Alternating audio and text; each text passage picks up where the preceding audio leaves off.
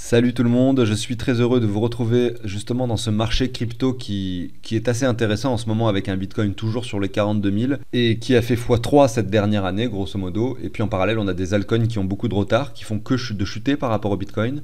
Donc un Bitcoin qui domine ce marché.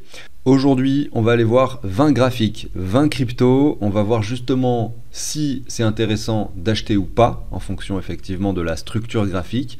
Et on va essayer de voir un petit peu, surtout, lesquels, donc sur ces 20 cryptos, lesquels sont déjà un peu trop en avance, donc il ne faut pas les privilégier en termes d'achat, et lesquels sont très intéressantes pour imaginer un investissement, graphiquement parlant. Vous allez voir que c'est assez pertinent. Et après ce travail, vous pouvez le refaire chez vous avec d'autres graphiques, d'autres cryptos. Vous allez sur le petit site sur lequel je suis actuellement qui s'appelle TradingView, c'est sur navigateur et je vous mets le lien dans la description, le lien de parrainage. Donc aujourd'hui on va justement travailler sur ces 20 cryptos à partir de ce portefeuille fictif. En fait là c'est l'épisode 2, on a déjà fait une émission sur les 20 premières cryptos de ce portefeuille fictif qui en compose 40. Aujourd'hui on va faire les 20 suivantes. Et l'épisode 1 c'était celui-là, le signal qui ne ment jamais, la folie sur les altcoins arrive, etc.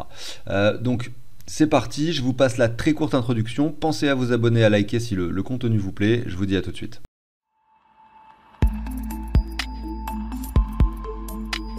Au passage, sache qu'il y a un outil que j'ai créé qui est donc simplement connecté à une base de données qui récupère le prix du top 2000 cryptos. Et du coup, sur cet outil, tu peux rentrer toutes les cryptos que tu possèdes. Par exemple, du coup, on va mettre par exemple FET, VeChain, on peut mettre Engine, tu vois, et tous les prix sont récupérés automatiquement en dollars et en euros. Et toutes les heures, ça s'actualise sur le tableur. Ce qui veut dire que toi, en gros, tu as un truc modifiable. Tu es ici, tu vas mettre toutes les cryptos que tu possèdes, les quantités que tu possèdes sur chacune des plateformes. Tu vas dire sur Binance, j'ai tant de Bitcoin, sur Coinbase, j'ai tant de Bitcoin, etc. etc. Tu peux mettre des plateformes effectivement décentralisées. Et derrière, tu as le tableau de bord. Ça va te dire exactement par rapport à ce que tu as investi, combien tu gagnes, ton ROI, ton pourcentage stable crypto, etc. C'est une aide simplement pour la prise de décision, cet outil. Si tu veux en savoir plus, je mets une vidéo en haut à droite qui explique en détail comment ça fonctionne. Et sinon, dans la description de cette émission, tu retrouveras le lien du site de CryptoOrganize sur lequel je suis actuellement. Tu vois les différentes offres pour obtenir justement cet outil. Je vous le dis, c'est pas très cher et vous pouvez même l'essayer pour une somme assez dérisoire et puis simplement annuler l'abonnement si jamais ça ne vous plaît pas. Donc ça, c'est le portefeuille version 3 qui est un peu plus joli, etc. Il y a la version 4 qui sort très prochainement, pour ceux qui me demandent à chaque fois. Je voulais la sortir en janvier, bon ça a été un peu plus compliqué que prévu. Et là, le portefeuille fictif qu'on utilise du coup pour qu'on a créé il y a 1 an et demi, etc. C'était l'ancienne version. J'ai pas eu le courage de tout mettre à jour. C'est exactement pareil, juste le visuel qui est un peu moins joli. Et on va commencer justement par l'analyse de ces 20 cryptos. Et la première, c'est Chiliz, qui aujourd'hui vaut 10 centimes, qui a touché son sommet ici sur les 95 centimes et le point bas aux 5 centimes. Donc là, pour la première crypto, je vais simplement rappeler comment est-ce que je fais mes analyses et pourquoi. Vous allez voir que ça va aller vite finalement, ces 20 cryptos, parce qu'à chaque fois, je vais regarder quelque chose très rapidement. Ça va être, est-ce que déjà, la première chose, est-ce qu'on a un plus bas récent qui est plus bas que le précédent? Vous voyez ici que j'ai mis un Fibo simplement pour vous montrer comment est-ce que j'ai réparti mes 3 investissements pour chacune des cryptos. Il y avait 40 cryptos sur lesquels on met 3 paliers d'achat. Le premier palier d'achat, c'était l'AZR ici. Donc ça pouvait être au 68, un peu plus bas, ça dépendait à quel moment on voyait le graphique, vous voyez. Mais il fallait qu'on soit dans cette zone en tout cas pour faire le premier palier d'achat. Le deuxième palier d'achat, c'était les 85,4 ici. Et le troisième palier d'achat, c'est sur un W confirmé. Avec retour de neckline, ça serait parfait justement. Donc on va voir un peu tous ces éléments-là, sachant que pour toutes les cryptos, les deux premiers paliers d'achat ont été atteints, tellement que ça a été baissier, le secteur des cryptos ces dernières années. Nous, on cherche les troisièmes paliers d'achat, et pour ça, on aimerait voir les W confirmés. Et pour ça, il faut avoir un point bas, ensuite un deuxième point qui est moins bas que le précédent et une cassure du précédent, enfin de la neckline. Et pour que ça fonctionne, il faut qu'on retrace au minimum au 61,8 de Fibo. Donc si je reprends, vous voyez le point bas ici, le point haut ici. Là, attendez, non, parce que on voit que clairement, évidemment, on n'est pas revenu au 68. Ce qu'il faut que je vérifie, c'est cette petite bougie rouge. Vous voyez, on est venu chercher sur la mèche ici, un peu au-dessus des 61,8. Franchement, c'est pas optimal. Et puis là, moi, ce que j'observe clairement en weekly, c'est plus une sorte de V bottom ici, ou d'arrondi plutôt qu'un réel W. Donc le troisième palier d'achat, pour l'instant, je le mets pas. C'est important de préciser que pour certaines cryptos, peut-être on mettra pas de palier d'achat, parce qu'ils vont faire ça en fait, vous voyez, sans former de W, etc. Ça peut arriver. Nous, on veut investir le troisième palier sur un W, mais s'il n'a pas lieu, bah, il n'y aura pas l'investissement. Là, on voit qu'il reste, donc il restait 780 $ à investir, on en a investi 120 en faisant l'analyse des 20 premières cryptos, parce qu'il y a pas mal de W confirmés, tout ça. Mais là, il reste encore 660 $ à investir, ce qui représente quand même plus d'un tiers de ce portefeuille fictif. Donc le potentiel encore de gain et de plus-value sur ce portefeuille est toujours énorme si on achète les cryptos sur finalement des bons niveaux, tout simplement graphiques. Donc vous, de votre côté, évidemment, vous n'avez pas forcément ce même portefeuille, mais ça peut vous donner un peu une idée de comment faire pour choisir les cryptos sur lesquels investir, à savoir que ça complémente aussi l'analyse fondamentale, qui bien sûr peut être importante également, que l'application ait un intérêt, qu'il y ait pas mal d'utilisateurs, que effectivement la crypto trouve un tokenomics pertinent qui, pourquoi pas, avec un projet derrière, avec une team qui travaille, qui peut effectivement faire prendre de la valeur au projet, à la crypto en question, etc. Tout ça, c'est d'autres aspects, mais le graphique, pour moi, c'est quand même aussi très très important, parce que si vous vous intéressez qu'au fondamental, vous pouvez avoir un graphique qui est comme ça, vous n'en êtes pas aperçu, vous allez acheter une crypto en vous disant c'est le projet du siècle, il se trouve que vous allez avoir raison, c'était le projet du siècle, sauf que vous l'avez acheté au pire moment, vous l'avez acheté en haut de la bulle, et ensuite sans aucun souci, la crypto qui aura finalement effectué une hausse très importante va chuter, peut-être perdre 90% de sa valeur, tout en gardant une valeur beaucoup plus importante qu'avant la phase haussière. Peut-être que 5 ans après, ou 2 ans, ou 3 ans après, ou 1 an après, on fera un nouveau sommet, mais vous, ça vous fait quand même, admettons vous mettez 10 000 $, vous en avez plus que 1000, ça vous fait un stress quand même, on va dire dommage, finalement on aurait pu éviter, tout simplement. Voilà pour ça, donc vous avez compris le principe, je continue avec la crypto suivante, il s'agit de SNX, qui a un graphique extrêmement plus joli ici, je ne pensais pas que le graphique de SNX était si magnifique, regardez-moi ça, on a un double W, finalement on a un W dans un W comme on dit. Alors comment je l'observe, je vais zoomer avec vous. Vraiment très joli ce graphique de SNX, franchement. On voit qu'on est bien revenu dans la zone de rechargement qui se situait par ici. On construit finalement un autre W dans le premier pour avoir la cassure de la neckline à cet endroit-là, vous voyez. Et derrière, le retest de neckline qui est juste parfait avec les 3 $ qui sont atteints en ce moment. Même si on est très légèrement en dessous de la neckline, voilà, on est vraiment dans la zone de résistance, effectivement, qui peut faire rebondir le cours de SNX actuellement. Donc ce graphique est magnifique, le troisième palier d'achat est inévitable sur SNX, je vais les marquer, je vais les mettre, ça c'était les 6 précédentes sur lesquelles nous avions saisi les achats lors de l'émission précédente. Aujourd'hui on va en repérer également sur les 20 cryptos. On a SNX pour commencer, magnifique graphique.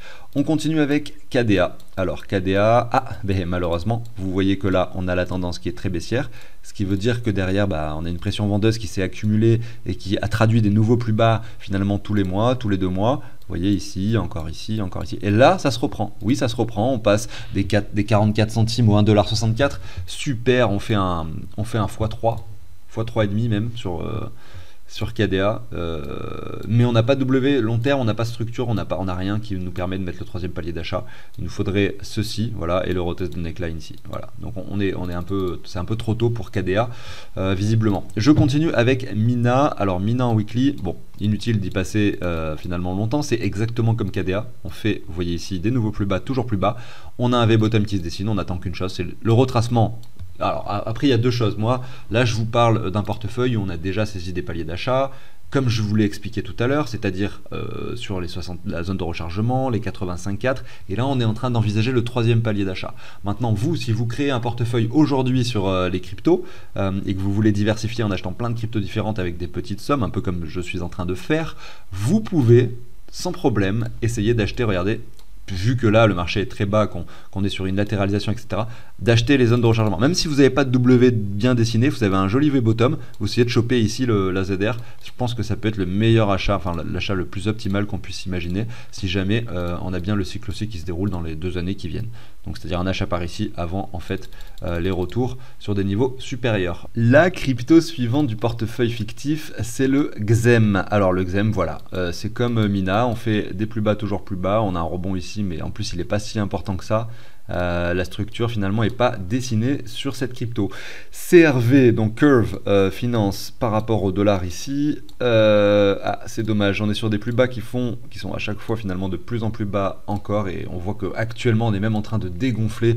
Le prix semble peut-être encore de nouveau en tout cas très proche d'un plus bas encore historique hein, sur cette phase baissière. Donc ça semble quand même très risqué d'investir maintenant. Et pour en revenir à ce que je disais tout à l'heure, vous avez donc la spéculation du potentiel W sur certaines cryptos que vous pouvez essayer de saisir. Et vous avez sur d'autres cryptos, peut-être Curve, je ne sais pas encore, mais si on fait un nouveau plus bas ici, vous avez d'autres cryptos où vous pouvez donc non pas saisir, vous voyez, ce point d'achat, mais ce point d'achat. C'est-à-dire, vous voyez que là on fait des plus bas, toujours plus bas, etc. Ce point d'achat, évidemment plus risqué que ce point d'achat, qui également, lui aussi, donc le deuxième point d'achat qui se trouve ici, là, est également plus risqué que le troisième point d'achat qui se trouve ici, c'est-à-dire le retour de neckline. Celui-ci, c'est le point d'achat qui est le moins risqué, puisque vous avez plein de confirmations qui nous dit voilà, peut-être on peut monter. Par contre, vous allez peut-être avoir un prix, finalement, j'en sais rien, 50, voire 60% plus cher que le bottom optimal que vous auriez pu saisir. Donc ici, vous allez peut-être avoir un achat hyper risqué aux alentours des 33 centimes sur Curve. Pourquoi hyper risqué? Parce qu'en fait, on peut très bien dégonfler beaucoup plus bas. Mais en même temps, c'est potentiellement le point ultime, le plus bas, effectivement, de cette crypto pour les années qui viennent. Vous voyez? Donc après, c'est à vous de voir quel risque vous souhaitez prendre. Moi, personnellement, là, sur ce portefeuille fictif qu'on a commencé il y a 1 an et demi, vous voyez qu'on attend les W confirmés, bien sûr. Ensuite, le hot. Je continue. Pareil, voilà, vous avez le graphique sous les yeux. Là, on est comme sur Mina, on a eu la poussée. On attend le retour, évidemment, pour ceux qui veulent spéculer sur le potentiel W. Mais nous, on n'a pas de structure dessinée. On fait des plus bas, toujours plus bas par rapport au dollar sur hot. QTOM, là, c'est peut-être plus intéressant. Parce qu'on voit que là, on construit quelque chose finalement de pertinent. Malgré tout, j'ai envie de dire malheureusement, on n'a pas de cassure propre finalement. On n'a pas de W propre. Alors oui, on a eu une clôture ici légèrement au-dessus de la ligne. Alors moi, c'est pas ça que j'aime voir. Moi, c'est des choses comme ça. Et ensuite des retours de neckline, hein, comme on a vu sur SNX tout à l'heure. Tout simplement. Crypto-monnaie suivante, Omisego, OMG, qui dessine des plus bas, toujours plus bas. On est quand même très pentu ici. Hein. Malgré tout, le RSI finalement nous dessine quelque chose de très intéressant. Moi, ce que je vois ici, c'est que le retournement est potentiel ici, mais loin d'être gagné au vu de la pente précédente. On peut quand même présupposer qu'Omisego va mettre du temps à se reprendre s'il se reprend un jour. Le Ravencoin, alors, Ravencoin, voyons voir.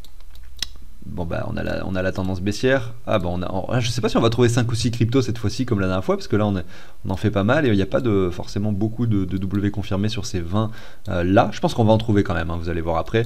J'en ai une ou deux en tête. En tout cas ici voilà, pas d'investissement imaginable sur le Ravencoin.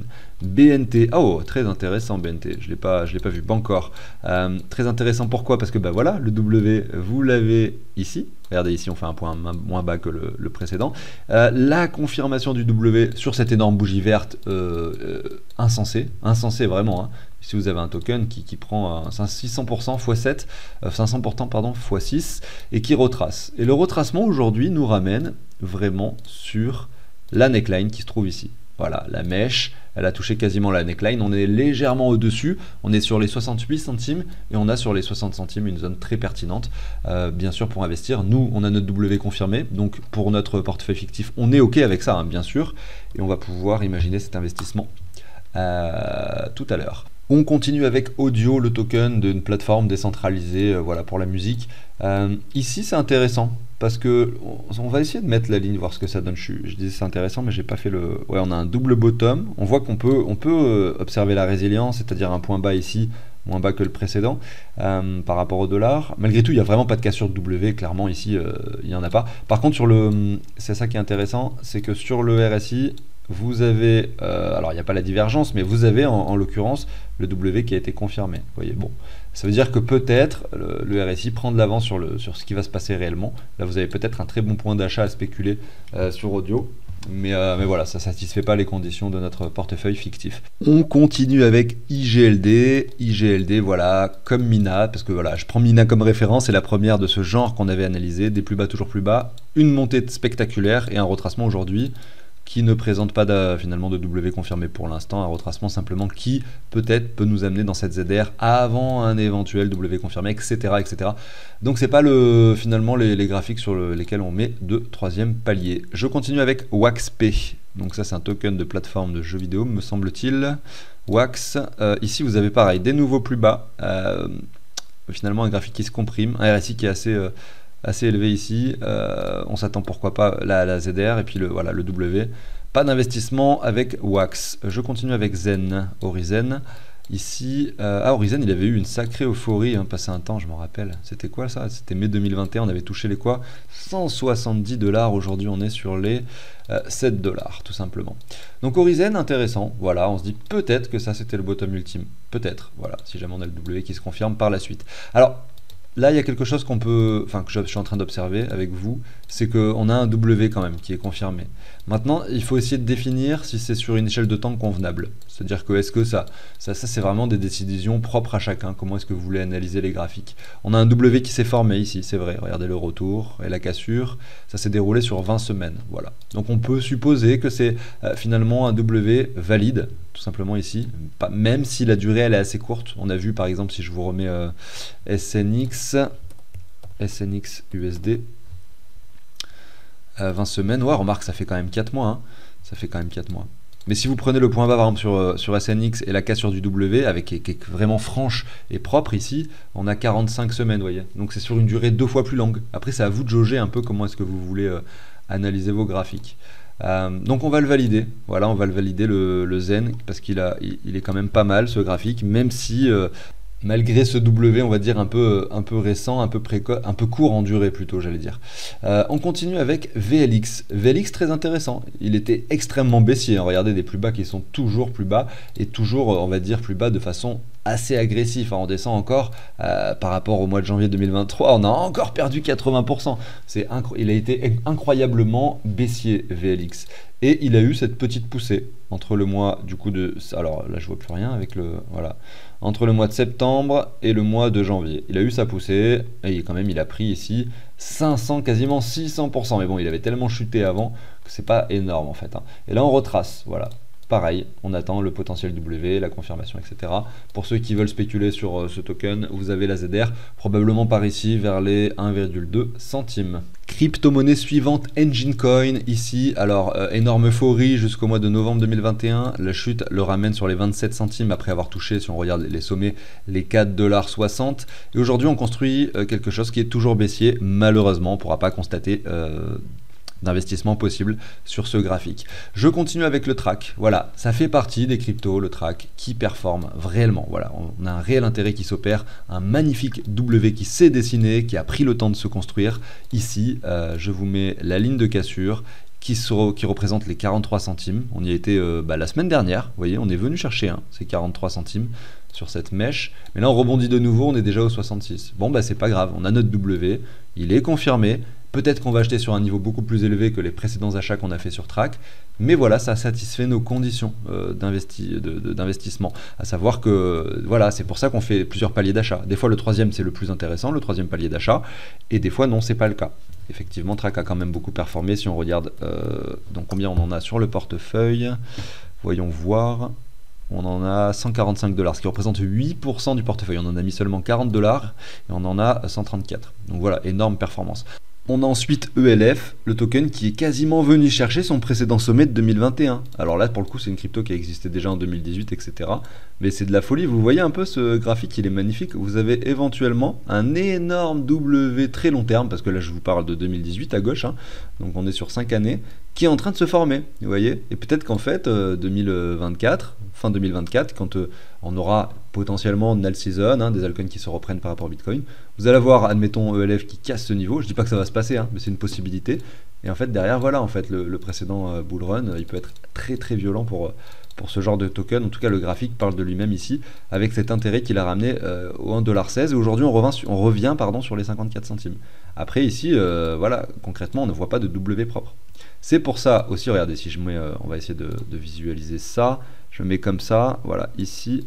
On n'a même pas fait de retracement dans les ZR, hein, par rapport au plus bas ici.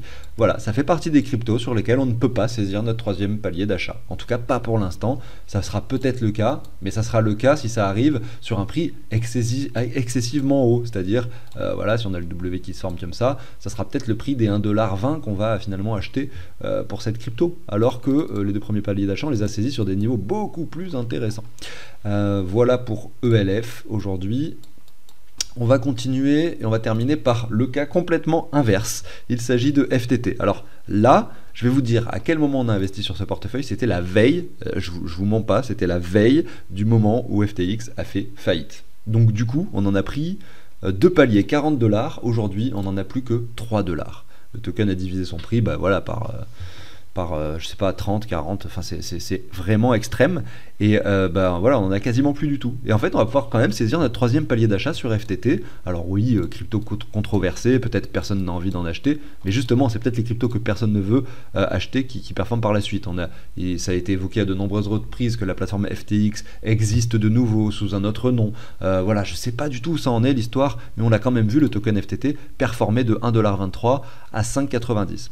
Il y a quelque chose qu'il faut aussi apprendre dans l'investissement, c'est que quand vous faites un mauvais choix, en l'occurrence par exemple ici le FTT, la veille de l'effondrement de la plateforme FTX, quand vous faites un mauvais choix, et ben c'est pas grave, vous pouvez quand même rester dans votre perspective de stratégie initiale. La stratégie initiale c'était je mets FTT dans ce portefeuille, le FTT crash, il divise par je sais pas combien, 40. C'est pas grave, il dessine un W, je mets mon palier quand même. Et si derrière il retrouve un jour, admettons que la plateforme soit reprise, j'en sais rien, qu'il y ait quelque chose qui se passe derrière, que tous les fonds soient remboursés aux clients qui ont perdu de l'argent, etc., que le token retrouve une utilité derrière, peut-être qu'il remontera aux 20 $. Voilà, je dis pas que ça va arriver, j'en sais rien, mais ça pourrait. Et donc, notre troisième palier, est-ce qu'on peut le mettre? C'est la question du coup qu'on se pose pour cette dernière analyse.